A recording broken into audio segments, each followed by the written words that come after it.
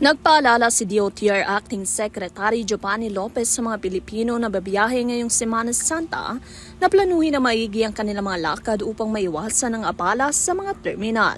Ayon sa kalihim, mas makakabuting iwasan ang pagiging chance passenger o ang pag-asang makasakay lamang pagdating sa terminal.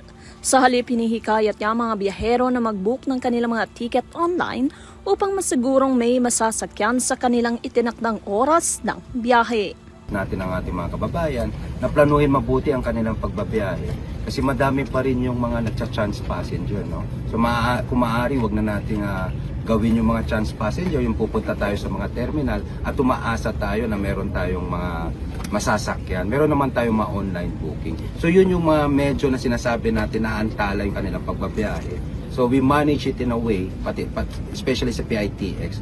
Pag once meron na tayong mga sa tingin natin nag-aantay ng mga pasahero, no, ng mga commuters, nagpapadala din naman tayo. Dagdag pa ni Lopez, naglabas na ang Land Transportation Franchising and Regulatory Board o LTFRB ng humigit kumulang 1,300 na special permits para sa mga bus. Layunin nito na madagdagan ang bilang ng mga sasakyang bumabiyahe at maserbisyuhan ang inaasahang pagdagsa ng mga pasahero sa panahon ng bakasyon.